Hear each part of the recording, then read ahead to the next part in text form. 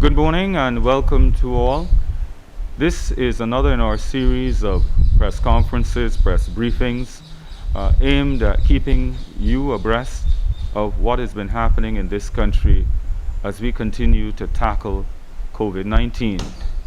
The last time we were with you, we brought only members of the press. But today what we are going to do is that we're going to share the questions with members of the public, some of whom have already begun to send their questions to us via WhatsApp. That number is 256-1023. With us today we have, again, Dr. Adanna Grandison. Dr. Grandison has been intimately involved in the rollout of the home isolation and home quarantine process. And we want to spend our time today looking specifically at that particular process because we know that you have many questions. We are likely to be joined by other doctors as well before we finish this program in about an hour or so. So let's go first of all to Dr. Grandison for an overview of what's been happening with respect to home isolation in Barbados. Dr. Grandison? Good morning. Thank you very much, David, for having us, and I am happy to give an update on the program. As of right now, because we are running a live dashboard, we have 1,486 persons in community, of which we have made at least first contact with 1,186 of those persons. And this is a live dashboard, so it also incorporates persons who have been essentially tested up as close as to yesterday. So we're trying to get all of our persons who have at least not had that first contact for a healthcare provider to initiate contact with them, with the first step being notification.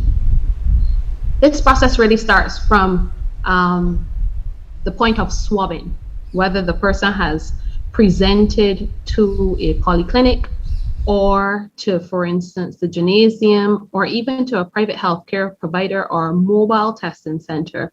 This process begins with swabbing. Once that person is positive, this person is notified by a healthcare professional. At that point in time, they are told of their COVID-19 positive status. And it is a preliminary opportunity for persons to communicate with that doctor to answer any of the initial questions they may have, because for some persons, this is considered essentially bad news. And we want to be able to have persons to ask these questions, the initial questions that you may have: what does this mean for me, etc. After that, those persons are handed over to a triage group of persons, a triage group of doctors, nurses, as well as EMTs and paramedics, who will go through the process of triaging persons, ensuring that you are safe. Now, it is very important during this triage period that persons declare accurately their status in terms of comorbidities. And I wanted to start on talking about comorbidities first. Comorbidities that are associated with an increased risk of getting severe disease, deteriorating to severe disease profiles for COVID-19 and or causing death are very important for you to declare. These include things like hypertension, diabetes, obesity, chronic kidney disease. We also have persons in our community who may have, for instance, cancer. All of these are things that we are asking you to declare quite clearly. There are some persons we know in community that may not identify themselves as being a hypertensive or diabetic or suffering from these conditions. However, they may then tell you that, for instance, they take medication for the pressure or the sugar. And we want you to be able to tell our doctors when we call to triage that essentially, yes, I am taking some medications and these are what the medications are for. And this is where we need your buy-in. After that, doctors will go on, or our triage team rather, because it's not only doctors, will go on to ask you some questions about your symptoms. And I know this is very, very, very important in the COVID-19 fight. We want to know if you're having something as subtle as a headache or sore throat, or just simply feeling unwell. We also want to know if you've had a fever. And this is whether you've had a clinically detectable fever by a thermometer, or for instance, if you have, in your opinion, felt hotter than normal, where what we do at home, the back of the hand test, or some persons may not even present with an elevated temperature, but they may tell you that they have been experiencing chills. They feel very cold in a setting where they know that normally they would never feel cold. If you have developed things like a cough, if you have developed shortness of breath, if you're having difficulty breathing, all of these things, these are important for you to tell the doctor when the doctor or the medical personnel is essentially triaging you, to tell them exactly what you are experiencing.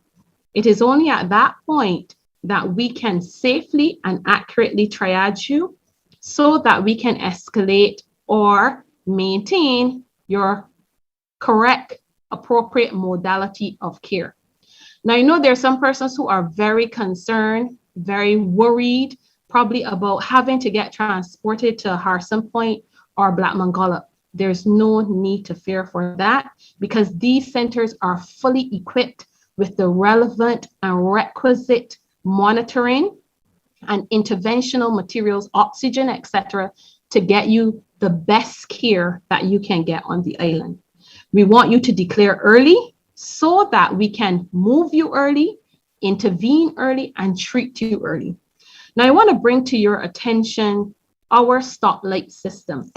There are persons who are green in terms of after we've triaged you, and we think that for now, you are safe. At the time of triage, you are safe. Then there are persons who are yellow, and these are persons that we need to monitor, but most importantly, they need to be properly assessed by our isolation team. This is the isolation team at Harrison Point and Blackman Gullup. And why is that important? Because these persons have symptoms, they have a comorbidity profile, and we want to ensure that you are safe. And then there are persons who are red. These persons are our urgent cases, persons that need help. We want to, one, pick up those reds, but most importantly, we want to keep those reds at as low as possible a number. Why? Because we want you to identify early. And then once you have been assessed by our isolation or central isolation facility, whether it is Blackman Gullup or Harrison Point, the doctors at those facilities will allow you to know what your clinical status is and what your expectations are. They will either monitor you, keep you there, escalate care, or they may think that you are now some person who's safe to essentially return back into community to continue to isolate. Now, I want to go on to the very last part of this entire process, and that is reassessment and then discharge, because everyone wants to know, when are you going to go home? When are you going to get to return to community?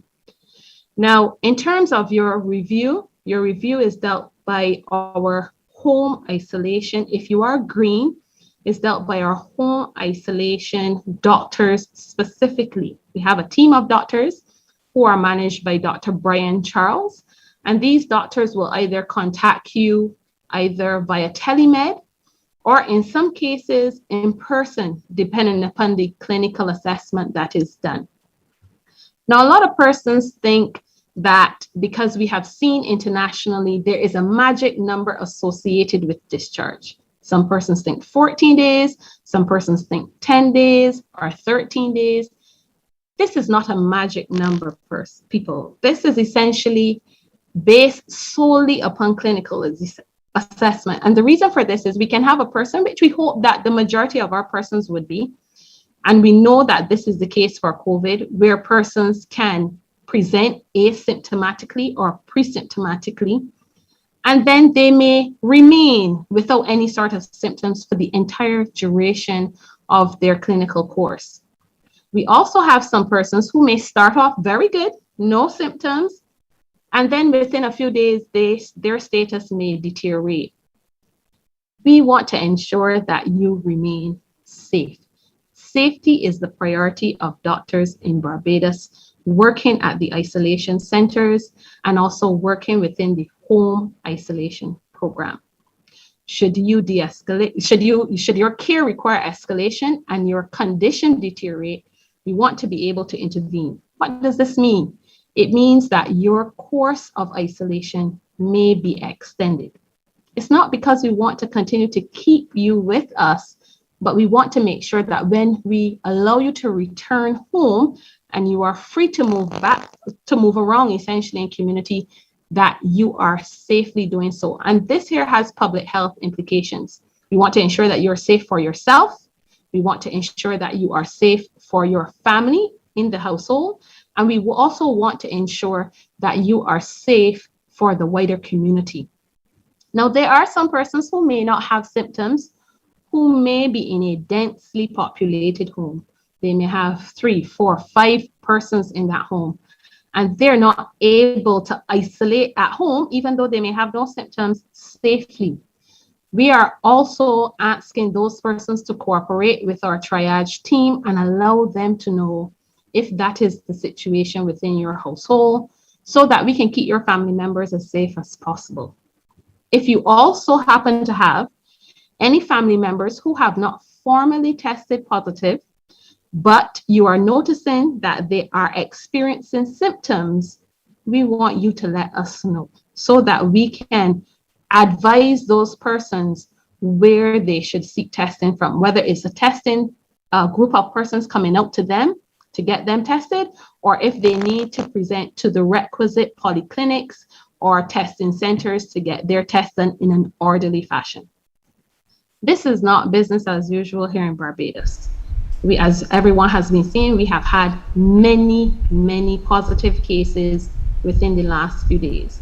And we are really asking on your cooperation in community to assist us with getting to our citizens as quickly as possible to ensure their safety. So essentially, what am I saying? I am asking you to help us to help you early. Thank you very Thank much, you, Dr. Grandison, and we certainly are going to come back to you in the question period. But we also have with us Dr. Anton Best, who is the acting CMO. And Dr. Best, I'd like you to put in perspective exactly where we are, because Dr. Grandison spoke about 1,400 people in community. But of course, when people look at the dashboard, they see a number of people in isolation facilities. Taken together, how many people have we confirmed as being COVID positive in this country so far, when you combine the two? Hi, good morning, Mr. Ellis. Let me begin by apologizing for joining you late. I want to say good morning to all persons who are with us. And thank you for the opportunity to say a few words on behalf of the Ministry of Health. So as you're all aware, we are in a dire situation right now. Over the last few weeks, we've had a very high incidence or rate of cases of COVID. And if you would permit me, I just want to put some perspective on it. If you look at the rate of cases in August, or the total number of cases in August of this year, we had 689 cases. In September, we had 3,500 cases of COVID detected. That's a 500% increase in the number of cases. And so far for October, we've had over 1,000 cases. So we've already surpassed the total tally for the month of August. I think it was in the dashboard from 2 days ago that we, It was in the dashboard from 2 days ago that we reported we had 318 cases. And this is 318 cases in a 1 day period, which was significantly higher than the 207 daily case average up until that point. And then in the dashboard for yesterday, we had 300 persons identified on the 5th of October. And there's no doubt that the number for today, which will come out much later today, is probably going to be the same. So we have a dire situation on our hands, folks. The Delta variant of COVID is a game changer and has made containment of this virus and of spread extremely difficult.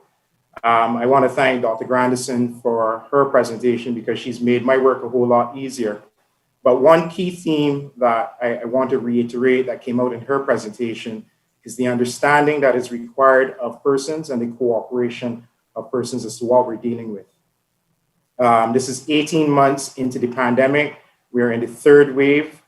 And like I said, right now, the situation is grave because the numbers are going up, and it would not be surprising if the incidence went up even further. Mr. Ellis, specifically, you were talking about the numbers in isolation. So what we report in the dashboard are the numbers of persons in isolation facilities. What is not reflected in the dashboard is the total number of active cases that we have. And the home isolation project was started because we had no choice but to have persons who were COVID positive in the community. So we have just under 1,500 persons, as was said earlier, in isolation in the community. So that has to be added to the figure that's in the dashboard, which was, sorry, I just need to pull it up here, which yesterday was 800. So we have a significant number of active cases of COVID in Barbados. The main concern that I have, what I find particularly disconcerting, is the fact that we have a relatively low uptake of vaccines. Vaccines are effective and they're safe. They can reduce transmission risk, but most importantly, they reduce the severity of the disease. Another key theme that came out in Dr. Grandison's presentation before mine is that we're very concerned about the number of people that are dying from COVID. More people are going to die from COVID when there's more spread of COVID in the community. So we really need people to understand what it is that we're dealing with. And while the Ministry of Health is out to all, as well as the isolation facilities, all of QEH, all of the healthcare sector, the public sector, the private sector, and the entire government, we really require that whole of government and whole of society approach. We really require persons in the community to have an understanding as to where we are, why we are here, and what role they play in helping us to combat this deadly pandemic.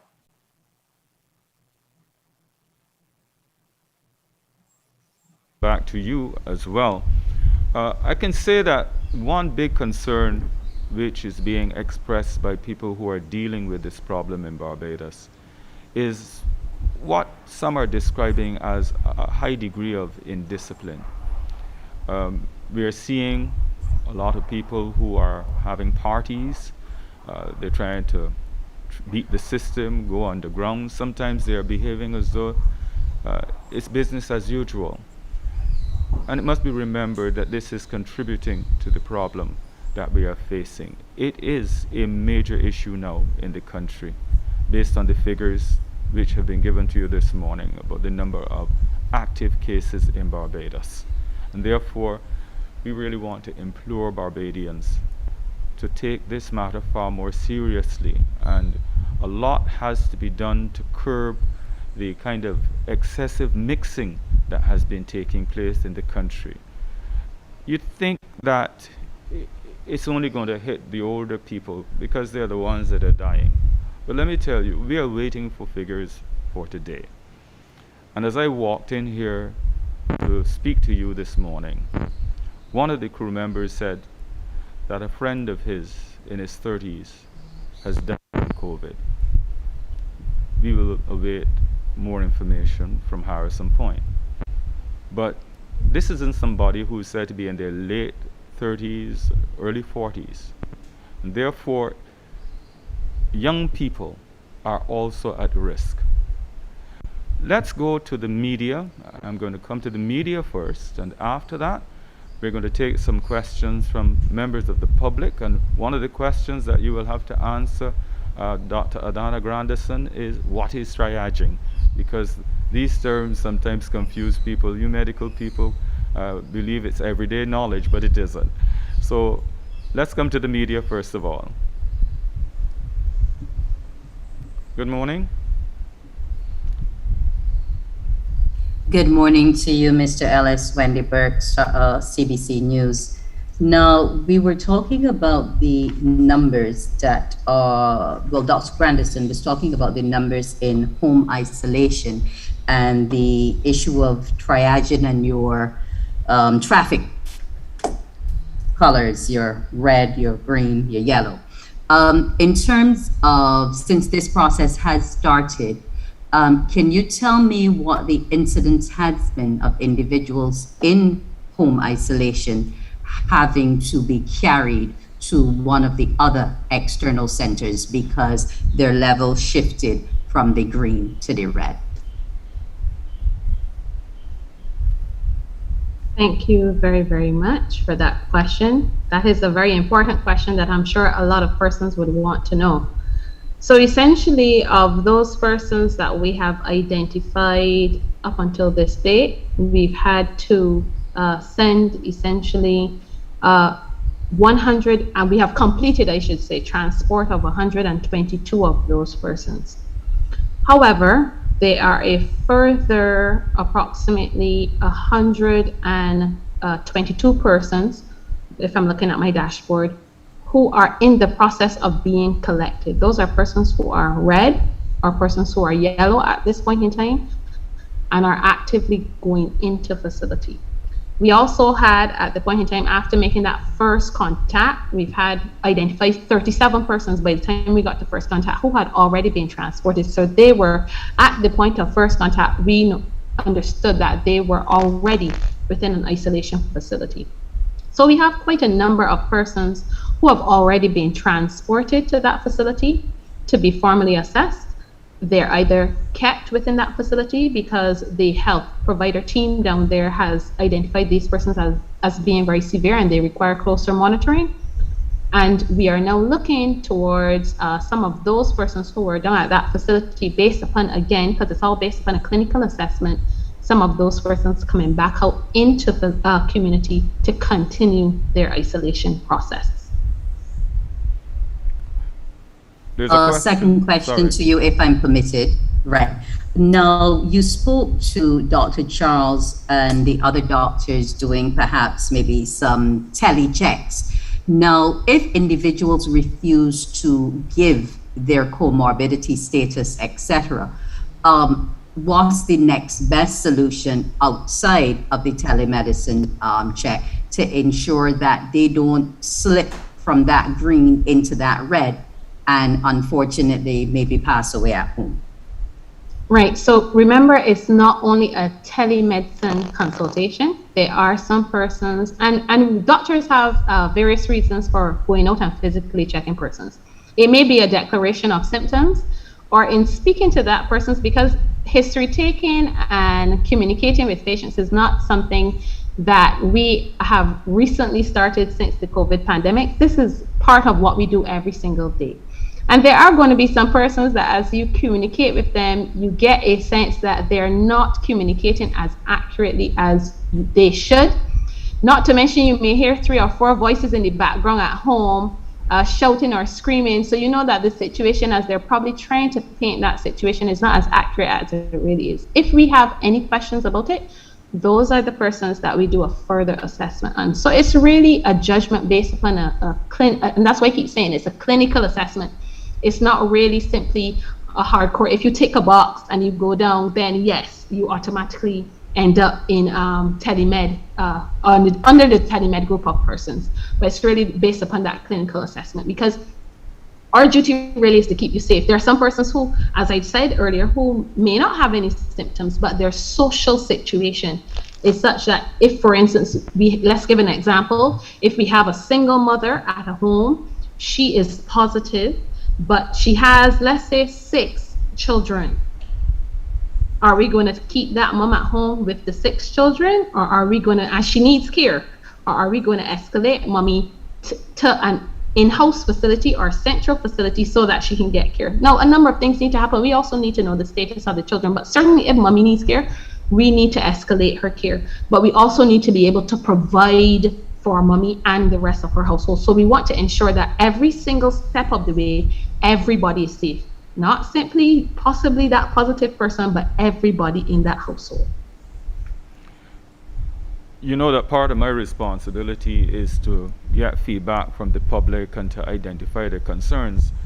And one concern which has been raised is where people have to go into isolation with their children, for instance. You may have a young child and that child tests positive and you have to accompany the child. Their concern is that at the end of the process, the employer says, but you are not sick. And since you are not sick, you are not entitled to the kind of privileges that would accompany the situation of a person who was sick and therefore could deliver a sick certificate. And the question of pay and sometimes the attitude of the employer is something that they are worried about. Now, it's my understanding, and the Chief Medical Officer, Acting Chief Medical Officer of Health, could perhaps expand on this to some extent, but I recognize that this is a worry and it is something that has been put to the authorities on your behalf. Dr. Best, would you want to comment on that in any way? Sure, Mr. Ellis. The issue of quarantine and isolation was dealt with early in the pandemic when we would have had discussions with the National Insurance Scheme. The agreement is that persons can be compensated for days away from work once the correct diagnosis is placed on the form. So even though the scenario that you painted is one in which the parent is accompanying the child and the child is one that is sick and the parent is not sick, the diagnosis for the parent is actually exposure to an infectious disease. So it can be compensated under the agreement with the National Insurance Department. And Dr. Grandison, the definition of triaging, which somebody asked about, can you explain what is meant by triaging? Yes, please. I know that we as doctors, we sometimes often use terms that we assume that persons know, and I often have to knock myself on the head and say, Dana, break it all the way down. Yes, so triaging is the term that we use in medicine to be able to categorize a person in terms of whether, for instance, in this situation, whether this person is an urgent case that needs urgent intervention, some person that is of moderate concern or moderate priority, and that's a person that we monitor, but we will still send for intervention in terms of formal assessment, or some person who's safe. So we have as I said, a red light, green light system, and the amber, so red, yellow, and green, and that is based upon level, allowing us healthcare professionals to know the level of urgency in terms of which we need to intervene. So for instance, if a person is an extremist, or let me take that term out again, because again, I'm using a term that's quite medical. If the person is short of breath, having difficulty breathing, they're starting to feel very, very unwell. If they have, for instance, a blood pressure monitor at home and their heart rate is now going through the roof, over 100 beats per minute, they have a roaring fever, they've passed out at home, or what we call a loss of consciousness, all of these are things that we get very, very concerned about. So we don't want that person staying home or family members wasting time. That is a person we need to intervene immediately. So it's through triaging. Long and short is, it's just a categorization process that we as doctors use to determine how quickly we need to see you and intervene and help. This person writes that they received a call on Tuesday that they were positive. They told the person their health ailments, and to date, no one has contacted them. Now, that complaint has been coming from quite a number of people, and now you understand the difficulty, because if you have 1,400 active cases in the community, you will now appreciate the difficulty of being able to get to all of those people. But what can you tell people in this situation who have this particular concern, either Dr. Grandison or Dr. Best? So I'll start off and take that question, and then I believe Dr. Best can also come in. So we have multiple hotlines on the island where if persons are starting or their status has changed, they're feeling unwell now, they can reach out. Because this is a very new program, we are actually developing a call center specifically for persons who are in home isolation. This is going to be an internal number. So essentially, if you're in the program, we want to give you this number. And that will be available for persons within home isolation within the next few days. And this is because we don't want persons, I know a lot of persons may say, well, I call a hotline number and I'm like number 25 and something is really, really wrong. If it is an emergency, we ask you to call our emergency numbers that we have for general emergency on the island, which is 511 in case you are, because everyone thinks 911, but in a panic, it's really 511. However, during this period of time, until the next few days when that number becomes live, essentially you can call the hotline, or you can even call your polyclinic doctor if you're within the catchment area, or your private doctor. We've had situations where private doctors or polyclinic doctors have essentially been calling in and feeding some of that information back into us, and we have been escalating the situation as needed. But essentially we want to get a dedicated line for persons within the home isolation program that they can call and talk to one of our specialists who can directly communicate with the doctors and say, okay, I need a team out to that person so that person can be reassessed as quickly as possible. Dr. Best? Thanks. So Dr. Grandison has essentially captured the process, but what I want to stress and want to re-emphasize is the fact that the numbers have overwhelmed the system. So the numbers have overwhelmed the system. It was only 3 weeks ago that we put this home isolation and home quarantine program into place. There's still a lot of teething issues. So what we need people to do is to understand that we understand the seriousness of the situation, understand that we are trying to address it, understand that this is new to us, and we are trying our best to be able to get to everyone. This is a complaint that I get every single day. I get many telephone calls, WhatsApp messages, and emails from people who are frustrated and in isolation. So we deeply apologize on behalf of the Ministry of Health and Wellness, but we will get to you. You have to bear with us. We are working very hard and we're trying to get to every single person. I also need to emphasize that if you are in isolation, and you were deemed to be mildly symptomatic or asymptomatic and something has changed, you need to let someone know. We don't want you leaving your home or your hotel room if you're in isolation. We need you to call one of the emergency numbers, the ambulance number 511 as Dr. Grandison just gave, or even call the hotline. If it's not an emergency, or call a medical practitioner or clinic to get advice. So the information is coming to us when we do have situations like that. We do funnel all information back to the command center, and we have been addressing all of those situations in which people need emergency care. Something has changed in the last few hours or the last few days.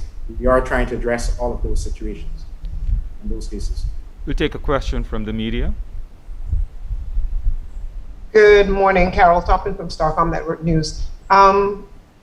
I'm not sure, I think probably Dr. Best, you might be able to help here. I've had some concerns from families about the policy as it relates to handling the bodies of their loved ones who passed away due to COVID-19. What is the policy there? Because we're getting so many stories, people saying they can't have the kind of service that they would like, no open casket. What is the policy as it relates to handling the bodies of people who passed?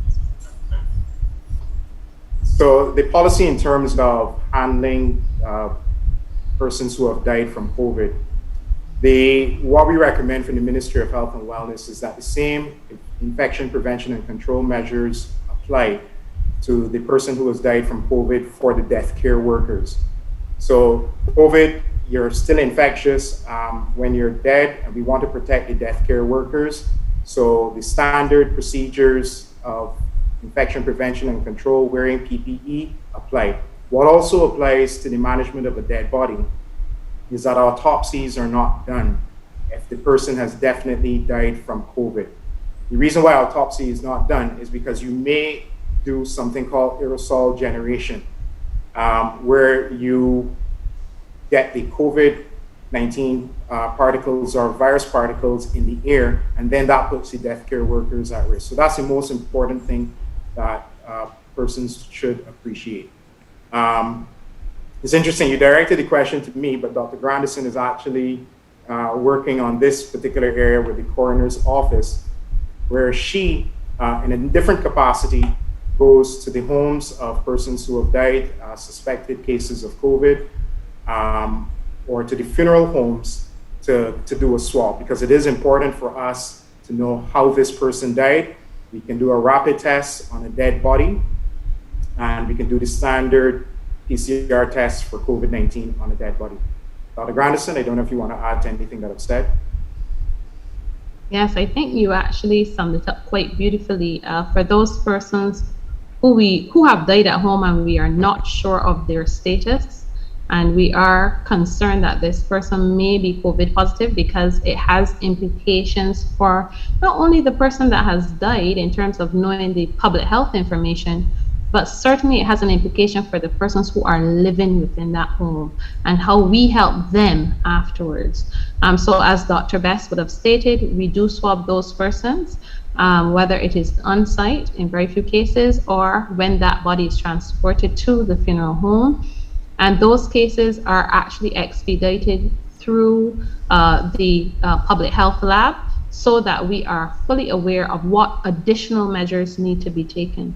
From there, that data is sent back to the coroner's office, where the coroner can make an informed decision, certainly to protect not only the death care workers at the funeral home, but also the pathologist in terms of documenting or doing an autopsy. As Dr. Best said, we do not perform autopsies here in Barbados on persons who are COVID positive, because we need to make sure that our pathologists stay safe. So really, swabbing and detection of COVID positivity status is all about safety and also the de-escalation of a situation, so that it does not impact the other persons around you, and if need be, the escalation of your care, so that we can treat you as appropriately and as safely as possible, so that you can return to community. As doctors, we struggle daily, and you can ask any of the ones in accident and emergency, and all the doctors across Barbados, bank doctors, public doctors, private doctors, we don't like to hear when we lose patients. It's something that we get very, very upset about. So we really want to intervene early. And if we can swab the dead in order to assist the living, we do that. Dr. Grandison, are you in a position to share with us information on how many seriously ill patients we have in the country at the moment? Yes, I can. Just let me go back to that spreadsheet for you. Just give me one quick second. So right now, at this point in time, we have 22 urgent cases that are currently out in community that are being collected as we speak. And we can say that quite comfortably, because when I look at this dashboard, there are many stakeholders that can view this dashboard from a public health standpoint, as well as our command or operations center, essentially. And those are the persons who mobilize our transport persons. So essentially, as soon as a person is triaged, it's not an email that is sent, it's not a phone call that is sent, there's no delay. They can see immediately those persons who are flagged as red or urgent, and then they mobilize a team to collect those persons immediately. The yellow persons are collected and transported within a 24-hour period. And that is as it relates to those in community. That doesn't touch in community. That doesn't touch on those that are in isolation facilities. We would have to get Correct. that information from Harrison Point, somebody else. Absolutely. Okay, let's take another question from the media. Carol Toppin again, I didn't quite get an answer to the part of that question. One, are open caskets allowed for people who died from COVID-19?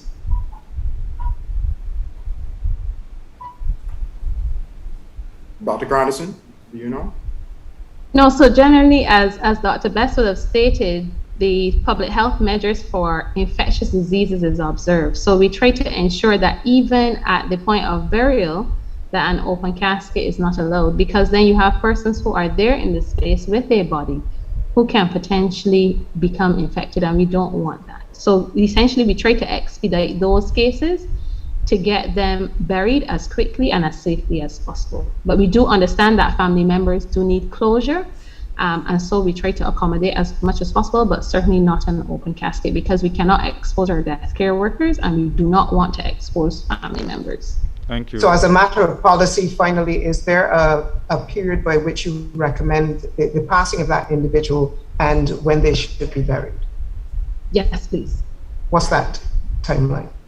We need to essentially get the information in as timely a manner as possible. So we try to get that information in from the police officers reporting at the center.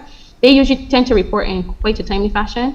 Then I am informed of this through the coroner's office. Once the swab is taken and the swab is reported, because the swab has to be reported, then they will release the body for burial. Generally, that tends to be done within, once all goes well, I want to say between 24 to 72 hours.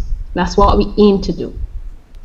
Thank you. And if you want to follow up, you can actually follow up also with the coroner's office of Barbados.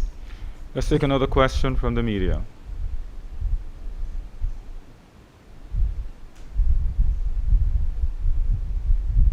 Who's next? Well, you work that out. Let me pose this question, which has been sent to us from a member of the public. If an individual or individuals are home quarantined, would all family members and members of that household be quarantined in that home as well until that positive person is cleared? If the answer is yes, here's a follow-up question to be asked. If another family member tests positive during that home quarantine period, it would mean all family members will have to remain quarantined at home. My concern is the mental health challenges that could result from families restricted to their homes for an extended period of time. How do you respond to that?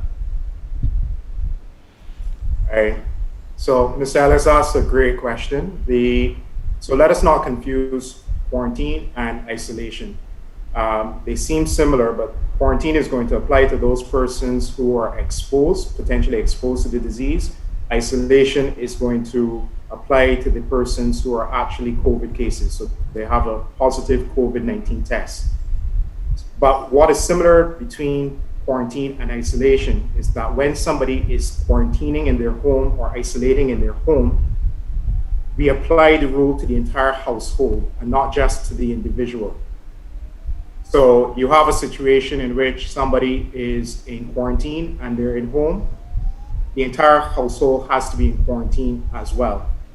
If you have a situation in which somebody's isolating because they're ill and you're quarantining the others because they're not ill, once again, everybody has to remain at home for the period. Obviously, we're trying to contain the spread of an infectious disease.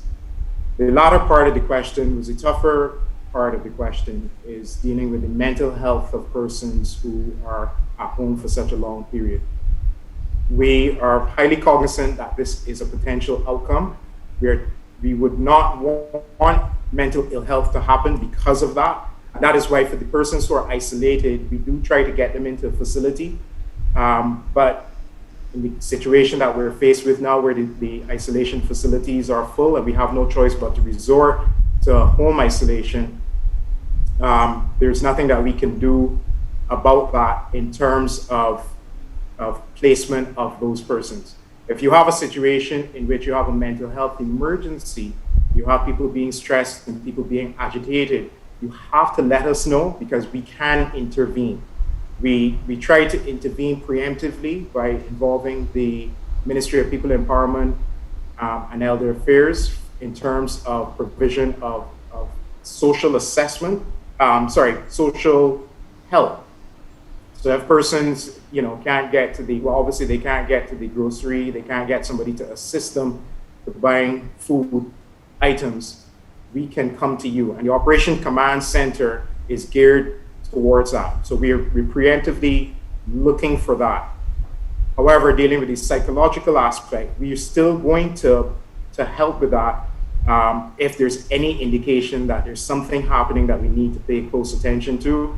The command center being made aware would contact the relevant department or agency, because we can go in and we can do something in that case. I don't know if Dr. Grandison wants to add to that.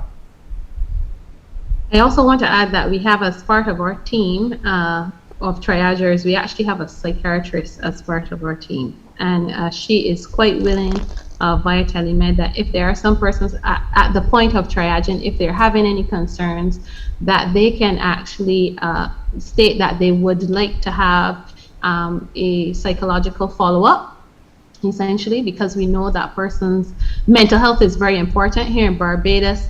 I think we should really move to gone are the days where we look very poorly on mental health. But mental health is very, very important. So if you are having any challenges, when the triage team contacts you and you would like to speak to a psychiatrist, even if it is just to get all those feelings off your chest, please let us know so that we can also mobilize that doctor so that she can speak to you via telemed as the first layer. And as Dr. Beth said, then we can get other healthcare workers as necessary to intervene for persons who may either have a psychiatric emergency or otherwise. One important question, though, is and what happens to the healthcare professionals who are under stress and have been for so long? They are important too in all of this. So what is being done for them? People like yourself. Yeah, fantastic question. Mental health is actually one of my pet areas in terms of, from a public health perspective, I think there's a lot more that we can do from the Ministry of Health perspective, and then from a government perspective in terms of sensitizing people about the importance of good mental health and understanding what mental ill health is all about. During the pandemic, and it goes without saying, mental health has been impacted for so many people, for many frontline workers, for essential workers, for those of us working in the EOC, for all of us working in some form or fashion with the COVID program, such as Dr. Grandison, such as us in the EOC, as I just mentioned. We do have a program in place. We do utilize the services of the network services. We also utilize the psychological and the psychiatric services of the psychiatric hospital. So we do have support coming from in-house, but then we also have a program where we have to outsource counseling, and we do that through network services. Thank you. Carlos Atwell from The Nation, I think you wanted to raise a question as well. Yes, please. Apologies for before. My question was to Dr. Grandison. Can you say how many people have been issued with ankle monitors?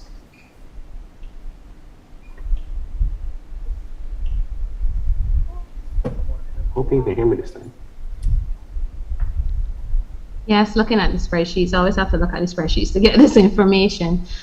So as of yesterday, I knew the yesterday's number off the top of my head.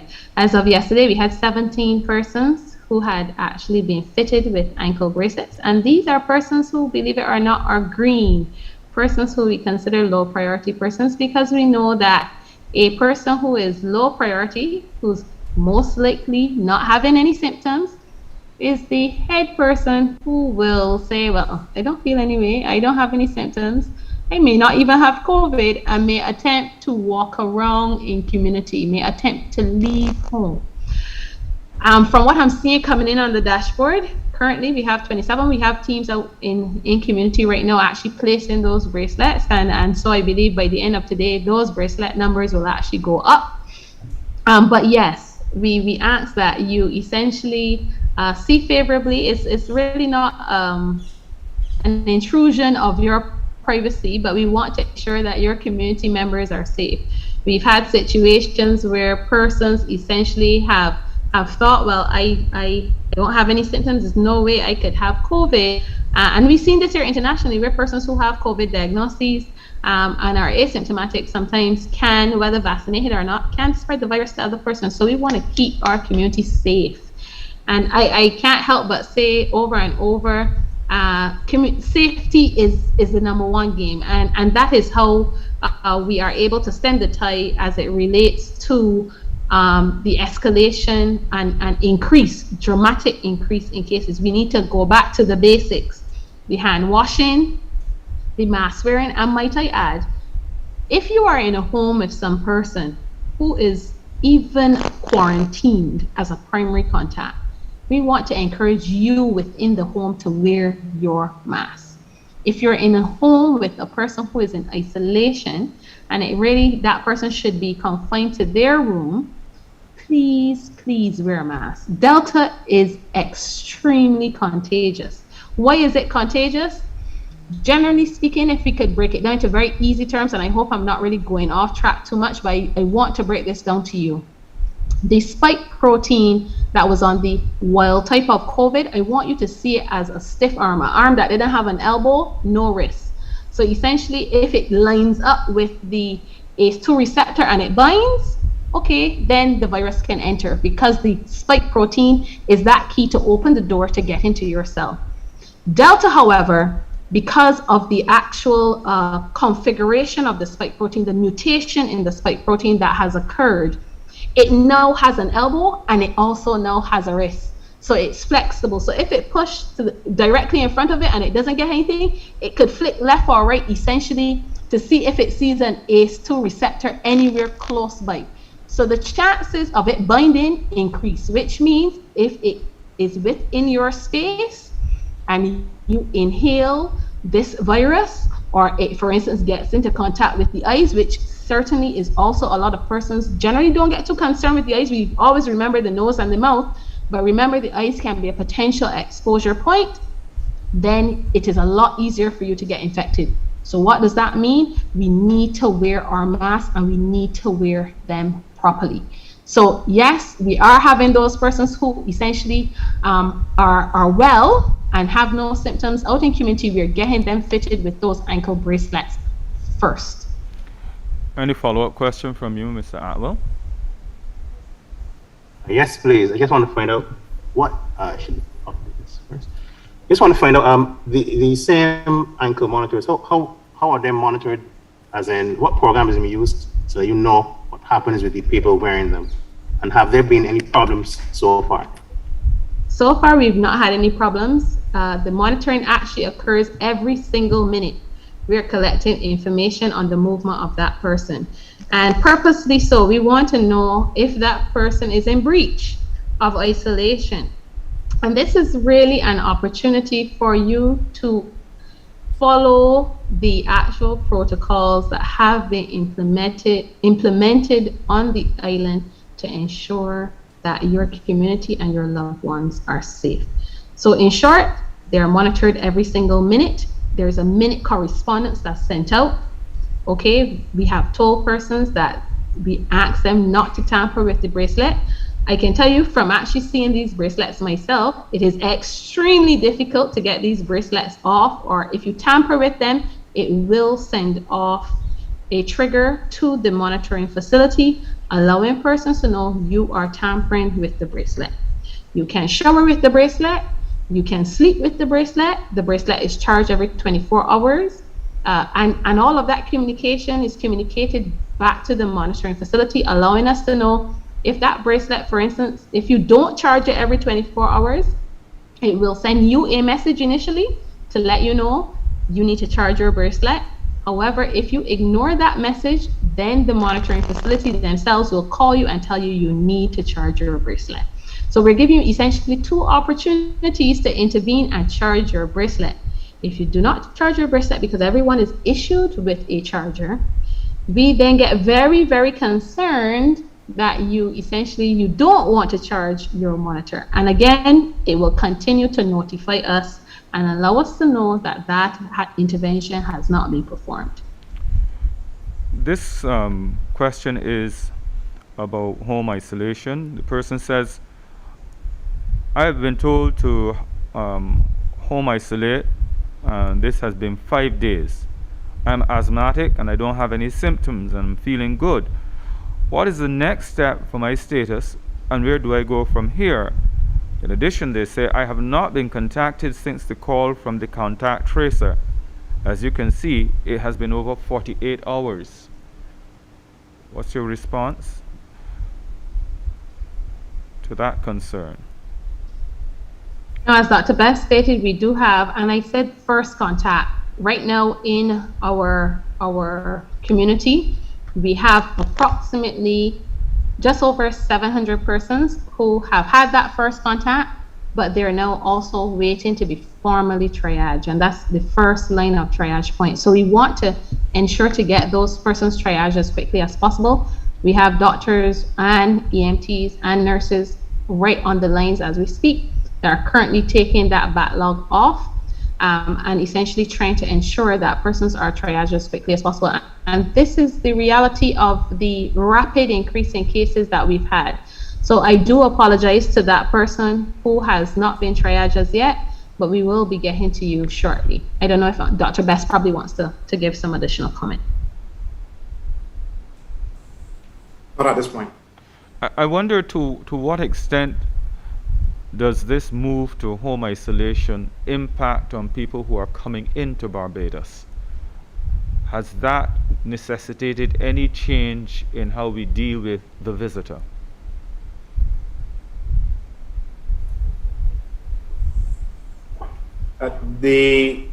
So home isolation has not changed the protocols for persons who are traveling into Barbados that require quarantine, basically. The current protocol is, of course, that for the fully vaccinated traveler, they come with a negative test done 3 days before arrival. They get a test on arrival, and the quarantine ends. For the unvaccinated traveler, you're going to be in quarantine for 5 days before getting a test to end the quarantine. The home isolation has indirectly impacted the traveler because the resources, it's the same resources, it's the same lab doing the testing, and in many instances, it's the same people responsible for the overall management of COVID, responsible for isolation, who are also doing the quarantine.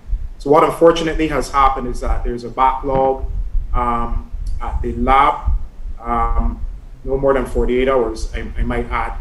And in some cases, people are in quarantine for longer than anticipated. So that is the only impact that the home isolation effort has had, but that is a consequence of the high incidence of COVID-19 in Barbados. The systems are just burdened. Kareem Smith. Hey, good morning.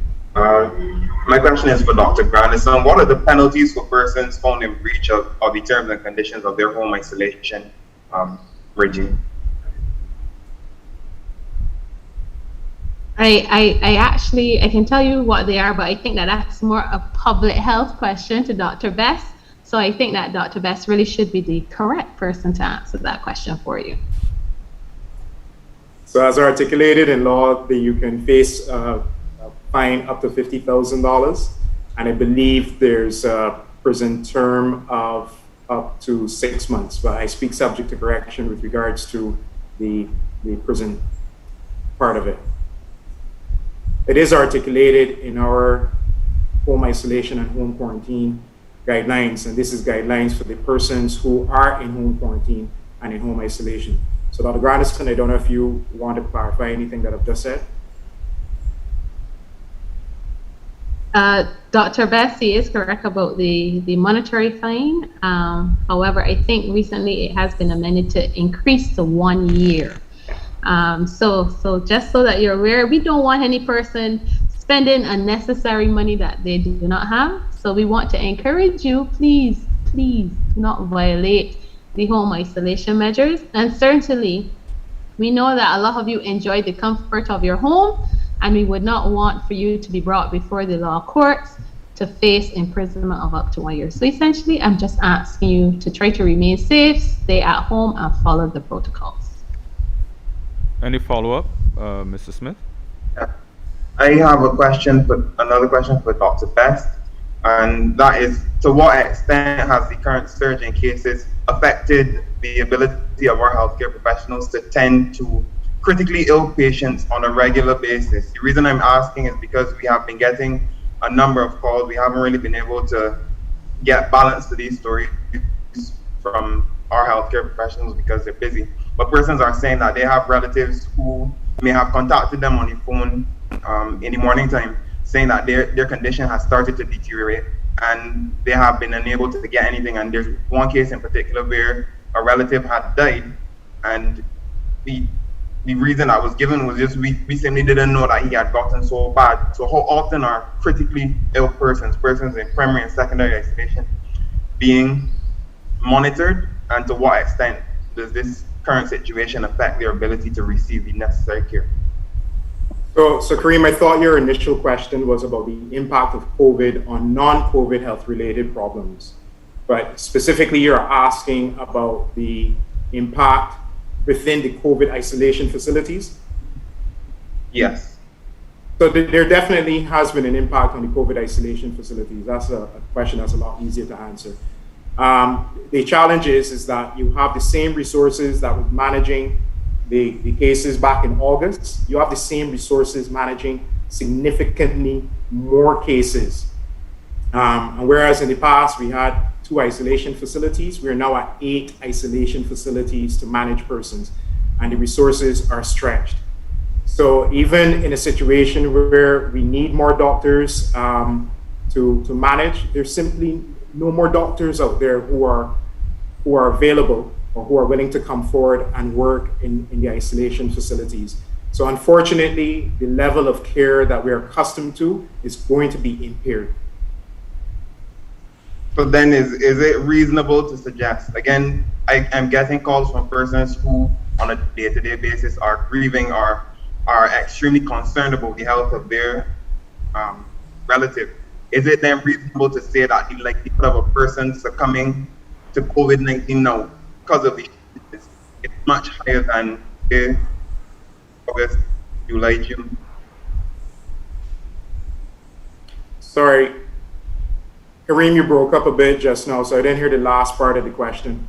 My apologies. I was asking whether, based on your assessment then, is it reasonable to suggest that the likelihood of some person dying from COVID now, just strictly because of those shortages, is much higher than in June, July, when the situation was a bit... So Kareem, I'm going to answer it this way.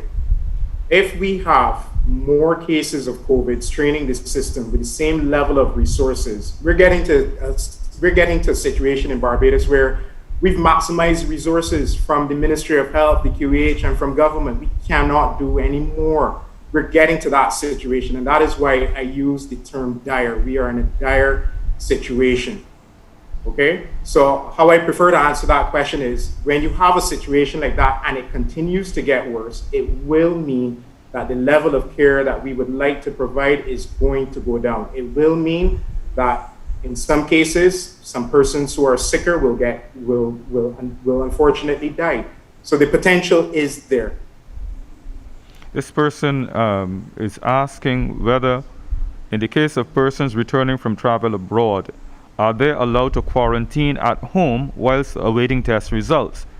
Awaiting a PCR test result, and this person says that they're fully vaccinated, so can they quarantine at home, the traveler? I think we're a bit frozen, it seems. I think, Adanna, are you there? You seem to be frozen. Yes, I think that Dr. Best, he's frozen. Both of us had a bit of a glitch, but Yeah. I think that I'm back now. So essentially, at this point in time, home quarantine, as we have envisioned it, is not fully up and running as yet. However, there are persons who can apply directly for home quarantine to the CMO acting at this point in time via email, stating so that they will be handled on a case-by-case basis and within the next few days to weeks. And this is because all of our home quarantine doctors are essentially helping in the home isolation effort. And as Dr. Best stated, you know, we have a very finite amount of doctors on the island, and a lot of our doctors and healthcare professionals are working, doing 2 and 3 different jobs. They may work in their private clinic, they may then assist with vaccination, they may also assist with the isolation facility or a quarantine facility within the hotels, as we know that that was happening before. So long and short of your question, that the answer to your question is that at this point in time, persons can apply directly to the CMO's office, and those cases will be handled on a case-by-case basis. However, when we officially launch the other part of home quarantine, there will be an application process where persons can submit their application formally, and they will get communication. And that will be handled by essentially my cohort of doctors that are working right now with the home isolation effort. Do we have another question from the media? Yeah.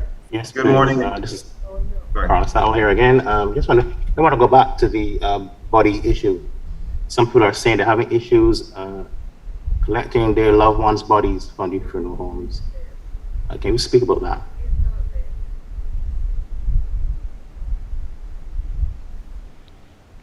To whom are you directing the question?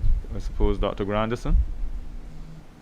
I would not be able to completely speak on that matter because I don't know exactly where, for instance, that body would be in the process. What I can tell you what the process is, which is essentially once notification to the police has been made that the person has died at home, that body, a natural death form is filled out. That unnatural death form is submitted to the coroner's office. The coroner's office makes a determination based upon the circumstances surrounding that death if that body needs to be swabbed. As I said, when that request is then made for us to go in and swab that body is swabbed. The swab result is communicated back to the coroner's office, and then the coroner's office will make a determination in terms of, based upon the result of the swab, if it is that body goes for a post-mortem, if that body, the person essentially has a negative COVID swab and the cause of their death is unknown or not clearly understood, because there are many reasons why you may do a post-mortem. However, if it is that the person is COVID positive, we attempt to, the coroner's office attempts to expedite that case so that that person can either be sent for a closed casket burial or cremation so that their family can start to heal, because that's essentially what needs to happen. Closure must be obtained. Okay. We're going to wrap up at 11:15. This person wants the email address to apply to the CMO for home quarantine when returning from travel. Dr. Best, his communication with us broke, and I believe he's just rejoined us. Dr. Best, are you there?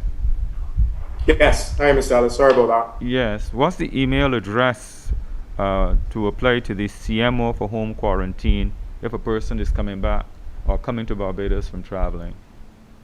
The email address is cmo@health.gov.bb or dcmo@health.gov.bb.